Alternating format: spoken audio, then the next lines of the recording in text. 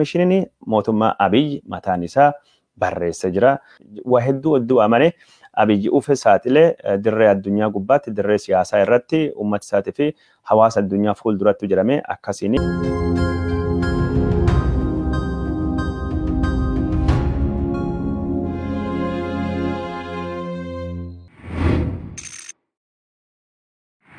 Ahmedii haala filannoo Itoophiyaa bara 2021 gaggeeffamaa jiru irratti paartileen Oromoo filannoo keessa bahullee dubbatee jira.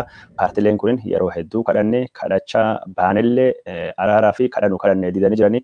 Paartiin kun jalqaballee mo'achuu hin baranne ajjabuu malee kanaafuu ammaan tanallee filannoo keessa bahuu warra waan takka akka hin jijjiirre fakkeessee dubbatee jira. Dirreen siyaasaa kan yeroo kamiyyuu caala bal'ate ta'ullee Abiyyi Ahmedii akeekee jira. Karaa biraatiin ammoo dubbii Abiyyi Ahmedii paarlaamaa keessattuu kan legoreessuun boordiin filannoo Itoophiyaa warra hagammaan tana kadhimaamtota galmeeffachuu hin dandeenye fi galmeessaa yookaan ammoo akka isaan hirmatanii godha jedhee ajaja paarlaamaa keessatti waan fakkaatu boordii fi kennuun isaa boordiin filannoo Itoophiyaa kabilisaatii fi walaba kan of danda'e hojjetuu hin taane Abiyyi Ahmed irraa ajajii kan kennamuu fi fakkaata jechuudhaanii namoonni hedduun dubbachaa jiru. Odeeffannoo karaa biraatiin ammoo biltsiginaan Oromiyaatii fi biltsiginaa Amaaraa jidduutti rakkoon walloo ammallee raafama guddaa uumaa akka jirtu kan gabaafame ibsa biltsiginaan Oromiyaa dhiyoo kana baase kan naannoon Amaaraa badii fi yakka humni adda isaa walloo keessatti dhaqqabse naannoon kun uummata nagaa ijjeesee qabeenya barbadeessee jira waraanni isaa. Waraanni kun yakka kana akka inni dhaabuu fi yakka keessattuu naannoon Oromiyaa yakka waraana jette kana akka qoratame yakkamtoonni kun akka adabaman gaafate jira. Naannoon Amaaraa ibsi baasanii ibsi Oromiyaa kun ibsa faayidaa hin qabne jechuudhaanii deebii kenneefii jira. Uummati Oromoo fi Amaaraa tokko ibsi jedhu kan naannoo Amaaraa kun ibsi warri Oromoo qopheesse kun warruma nama ijjeessettu deebi'ee iyyatallee kaawwa balleessulleen isaanii kaa iyyatulleen isaanii abaawoo shaniin as keessa jiraachuu odoo beekanii yaada gos kana dhiyeessuu warra akka dogongorta illee dubbatanii siyaasan Itoophiyaa kufaatii qofa osoo hin taane haga jechuun uummati irra eegullee gadi ta'uu agarsiisa jechuudhaanii warri biltsiginaa Oromiyaa keessa jiran kun yaadii isaanii yaada wal dhawaa yaada jechuun warra sammuu guutuu hin qabnee fi hubachuu hin dandeenye jechuudhaanii bu'aa siyaasaa buufachuu fi kan barbaadame jechuudhaan akka malee balaaleffatanii jiranii. Balaaleffachuu warra kun ammoo kan eeggamu ture Abiyyi Ahmedii paarlaamaa keessattuu himata warra naannoo Amaaraa humnoota isarratti dhiyaate himata jechuun fudhatama hin qabne humni kun humna nagaa eegu humni kun nama ijjeesee yookaan badii dhaqqabsiisanii akkasitti maqaa isa balleessuun hin barbaachisu warra ajaja kennamee fi raawwate jechuudhaanii dubbachuun isaa gabaafame ture. Abiyyi Ahmedii lafa Itoophiyaa bakka fedhettu warra kana bobbaasnullee dandeenya jechuudhaanii gara Amaaraa dhaabbatee biltsiginaa isaa akka jechuun duddatti garagallee kan addeessaa jiru ta'uun hubatame jira.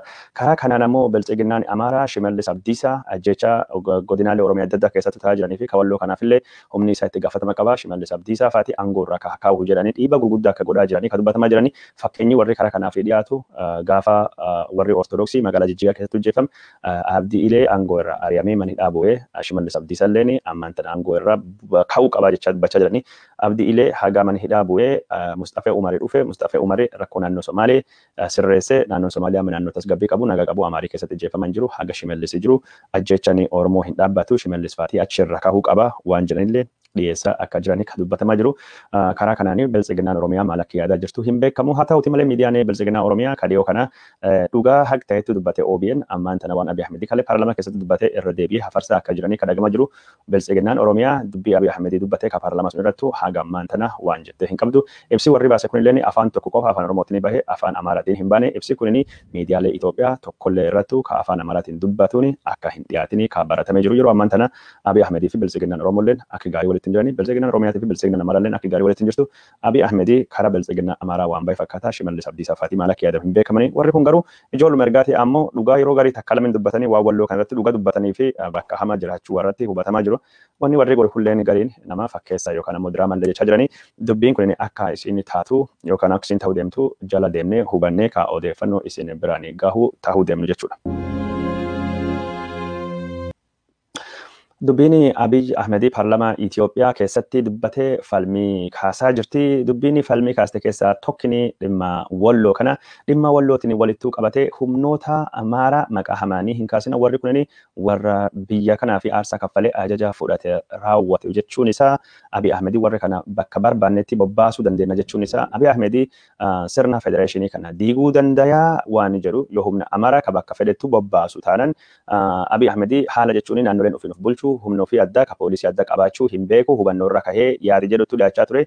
Yaadi biraa ammaan tan ammoo ka dhageetti argatee jiru Abiyyi Ahmedii karoora poolisoota addaa naannolee yookaan ammoo humna addaa naannolee jedhamu kana diigee warra kana humna addaa Oromiyaa, humna addaa Somaalii, humna addaa Amaaraa, humna addaa Afarii yookaan ammoo Tigraay ka jedhu diigee warra kana raayyaa ittisa biyyaa yookaan ammoo humna ittisa ka waraana biyyaa jiddu galeessa jalatti gurmeessuu barbaada jedhamuun waliin deema jechuudhaan dubbatamaa jira.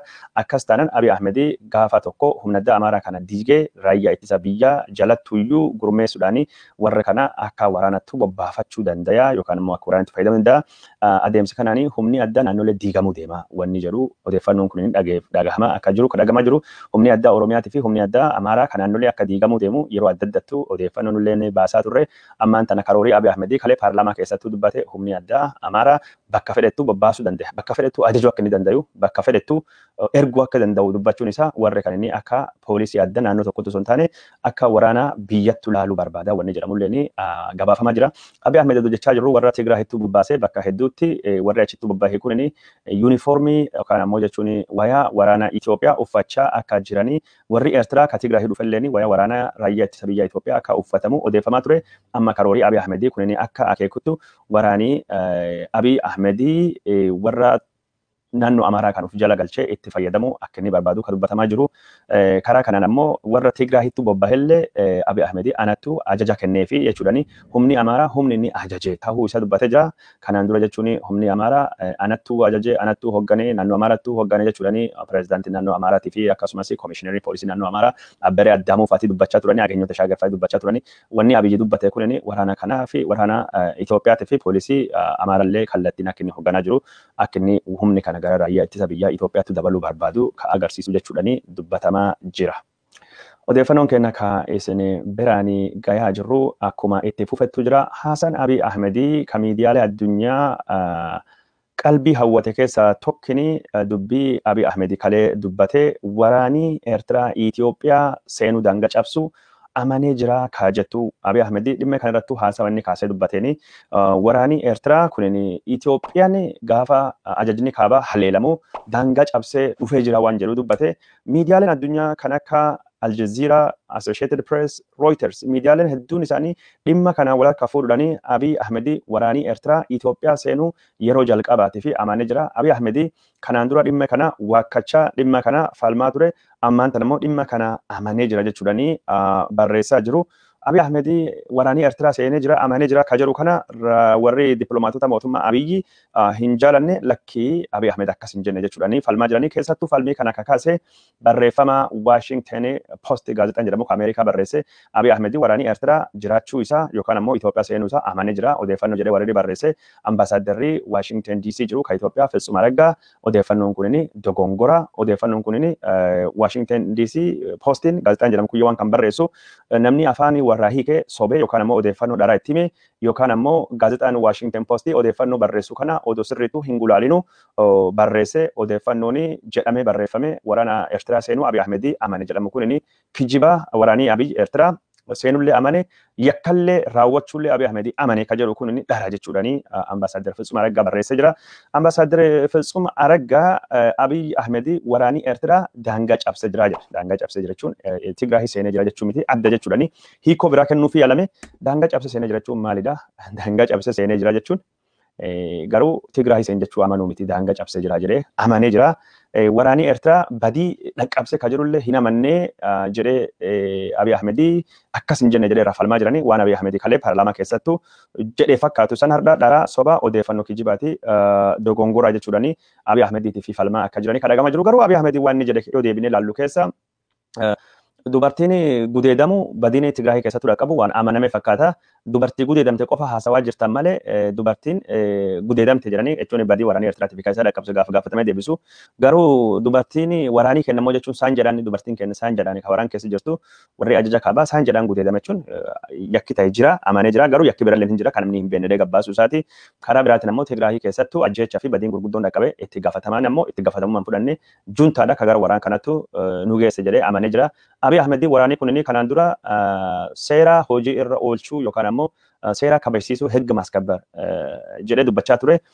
Waraana ammaan tan ammoo duula seera kabachiisuu kan jedhu kan bira deemee waraana raafama hamaa qabu keessa seenne jechuudhaani waraana fokkataa keessa Itoophiyaan seentelee dubbatee jira. Feesuma raggaafaati amma yookaan ammoo warri biltsiginnaa adda addaa kan biyya ala jiran wanni kun ammaan tana Abiyyi akkas jechuun barbaanne jechuudhaani. Hawaasii addunyaa keessattuu miidiyaalee fi warri dippiloomaasota Abiyyi kijibaa jira. Abiyyi buufaa ture. Dippiloomaatonni sallee nu kijibaa jiranii Abiyyi uummata isaa kijibee, paarlaamaa isaa kijibee, hawaasa addunyaa kijibee, mootummoota gamtoomanii kijibee, waldaalee wajjin hojjetan kijibee, dippiloomaatonni sallee nu kijibanii jiranii keessattuu ambaasaadarii gamtaa Awurooppaa Hiruut Zammeenee nu kijibdee jirti. Dhiifama nu haa gaafattu yookaan ammoo dhiifama nu gaafachuu hin qabdu jechuudhaani bakka bu'oonni gamtaa Awurooppaa kan akka Miik Waales fa'aatii eegii barreessaniin duuba akka tahe ka dhagahamaa jiru. Feesuma araggaatii fi warri mootummaa Abiyyi Ahmedii warri Abiyyi deeggaruu fi Abiyyiin deeggaraman jechuun warri Abiyyiitti maxxananii hirkoo garaa godhatanilleen odeeffannoo baasaniin akkuma durattu jennee waraanii Eertiraa Tigraay seenee kan jiru kan Abiyyi hin amannee jedhanii barreessaa turanii haa ta'uutii malee Abiyyi amanuu baatee sun hiikoo irratti wanni jira garuu nama hedduu fi amane kan jedhu miidiyaan addunyaa kan qabatee deeme waraanii Eertiraa hin seenne kan jedhu karaa biraatiin har'a mirkanaa'ee jira. Komishiiniin mirgoota ilmaan namaa Itoophiyaa gabaasa baasee jira. Gabaasa kanaanii Tigraay keessatti gurraandhala 27 kaasee haga bitootessa 5 bara 2021 qormaata adda addaa goonee jirra. Komishinii mirgoota ilmaan namaa magaalaa Aksum naannoo Tigraay deemuudhaani akka gabaasii kunini sadarkaan duraa mul'isettu jira. Qormaatii kun sadarkaan duraa akka inni mul'isettu jira. Komishinii mirgoota ilmaan namaa Itoophiyaa naannoo Tigraay kan keessatti gochoonni mirgoota ilmaan namaa irrattu mulqamiinsa hamaa fidan yookaan ammoo gochi yakka waraanaa ta'uu dandayu dhalatee jira naannoo kan keessattu. Ilmi namaa lubbuun namaa 100 ol uummata nagayaa jedha civilians uummati 100 ol ta'an uummati nagayaa yookaan ammoo namoonni nagayaa waraana Eertiraatiin ijjeefamee jira. Sadaasa 28 haga 29 keessattuu guyyoota lamaan kan waraanii Eertiraa nama 100 fi ol ijjeesuusaa mirkaneeffannee jirra. Waraanii Itoophiyaa daangaa cabsee Eertiraa daangaa cabse malee daangaa irra kiiloomeetirii 60 ol fagaatti Aksum gara gadii gara Itoophiyaa keessa achittuu komishinii mirgoota ilmaan namaa Itoophiyaa waraanii isaa badii waan takkaa hin dhaqqabsine jechuudhaani akkasitti dubbatee jira. Dubbiin kun jechuun dubbii mootummaa Abiyyi Ahmediitiin wal faalleessu waan kanaan qormaatii kun inni qormaata sadarkaa yookaan ammoo gulantaa duraati yakki waraana ta'uu akka inni dandayu grave human right violations or war crime jechuun yookaan mirgoonni ilmaan namaa akka malee sarbamanii jiranii yakki waraanaa dhalachuu akka inni dandayu kan ammoo ka godhe waraana Eertiraa jechuudhaani komishiniin mootummaa Abiyyi mataan isaa barreessee jira. Falmiin warri kun inni godhaa jiru falmii jechuun riippoortii hoggansi naannoo Amaaraa hoggansi waraana Abiyyi Ahmedii mataan isaatiif iyyuu komishiniin mirgoota ilmaan namaa isa kan ammaan tana barreessu waladda warri dippiloomaatota mootummaa Abiyyi Ahmediitii fi warri Abiyyi Ahmedii garii waan jedhanii riippoortiin kalee ka paarlaamaa keessattuu ni dhiyeesse dubbii akka malee wal dhawa Abiyyi Ahmedii waan kale jedhee farra jedhuu fi boru jechuu deemuu nam hin beekne yookaan ammoo nama kijibuu irratti jechuun bulchiinsi isaa yookaan falaasamni isaa hundaa'ee Abiyyi Ahmedii qullaa of dhaabee jira kijiba ta'uu isaa ragaa ofirratti bahee jira. Waraanii Eertiraa hin jiru jedhee lakki daangaa cabsee seenee jira. Uummatni nagaa tokkollee hin doone jedhee lakki ammaan tana du'ee jira. Waa hedduu amane Abiyyi Ufuma saaxile dirree addunyaa gubbaatti dirree siyaasaa irratti uummata isaatii fi hawaasa addunyaa fuulduratti jedhamee akkasiin gabaafamaa jira. Kanaan walittuu qabatee Abiyyi Ahmedii faatii akkas mormachuu danda'aniif Eertiraan haga ammaan tana waraanii ishii Tigraayitti bobbahu guutumaa guututti mormattee jirti. Waraanii Eertiraa Tigraayitti bobba'uun odeeffannoo kijibaati dharaatii jechuudhaani Yimaanee Gabra Masqal dubbatee jira ministeera haajaalaa Eertiraa jechuudha.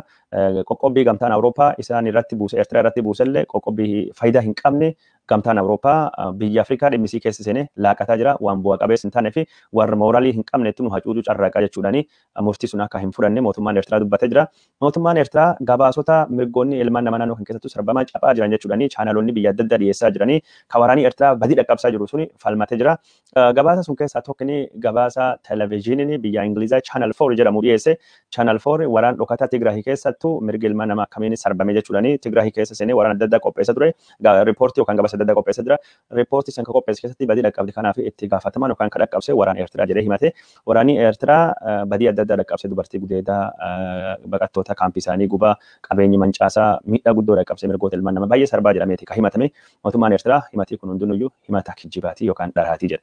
Deebii mootummaan Eertiraa kenneefit maaliif himate kun himata dhara waraanii Eertiraa tokkoyyuu ka Tigraayitti bobba'ee hin jiru jechuudhaani Channel 4 xalayaa barreessuunii fi akkasii fi Channel 4 maqaa nu balleessaa jira jechuudhaani gara ministeera haajaalaa Ingilizatti xalayaa barreeffatee jira mootummaan Eertiraa waraanii kennu bakka bobba'ee hin jirretti waraanii kennin bakka faantiisaa argame hin jirretti bakka seenee hin jirretti maqaa nu balleessaa jiranii nu Tigraayii keessattuu ka yakka raawwannu miti achiyyuu hin jirru seenneeyyuu hin beenu jedhee mormatee jira.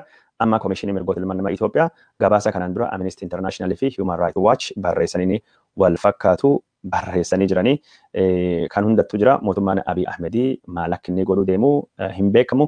Mootummaan Abiyyi Ahmedii kalee dhimma Eertiraa kaasee dubbatee ture. Dhimma Eertiraatti warra Eertiraan daangaa cabsitee seentee jirti jedhee seentee bahuu isiin dubbanne baasuu deemullee akka barbaadu yookaan barbaaduu dhabuu isallee waan dubbateen jiru hawaasi addunyaa dhiibbaa nurratti godhuu barbaadanii hawaasa addunyaa dhiibbaa nurratti godhuu harka hin kennanu mormina irraa muran malee harka micciiruu wanni jedhamu hin jiru jechuudhaani gorsa hawaasa addunyaa Eertiraan achi keessaa baatu milishoonni Amaaraa achi keessaa kabaatu jedhu akka hin fudhanne dubbatee jira. Kunilleen Abiyyi Ahmedii jechuun hawaasa addunyaa waliin karaa dippiloomaasii nagaa uumuu fi akka barbaadaa hin qabne dubbatamaa jira jechaa jirama.